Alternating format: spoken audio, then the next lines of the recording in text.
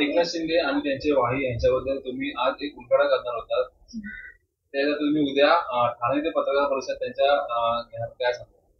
एकनाथ शिंदे जे महाराष्ट्राचे उपमुख्यमंत्री आणि गृहनिर्माण मंत्री आहेत, त्यांनी आत्ताच एक मोठी अनाउन्समेंट केली की रिडेव्हलपमेंट प्रोजेक्ट्स मध्ये 3 वर्षाचं भाडं हे एका वेळेसच देण्यात यावं. आणि त्याच्यावर मी काल ट्विट केलं आणि आज पत्रकार परिषद घेणार होती.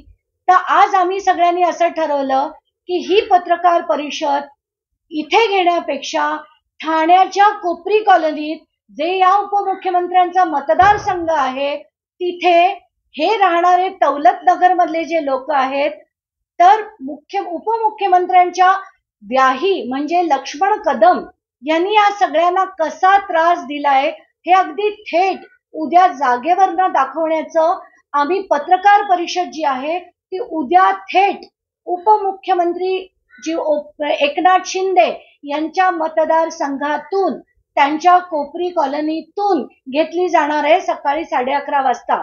तर माझी विनंती आहे, कारण मला माहिती आहे की ठाण्याच्या काही पत्रकारांना ते अगदी छानपैकी एकत्र ठेवतात. माझ्या सगळ्या चॅनलला विनंती आहे की मुंबईच्या पत्रकारांना उद्या या पत्रकार परिषदेसाठी पाठवावं, अशी माझी नम्र विनंती आहे.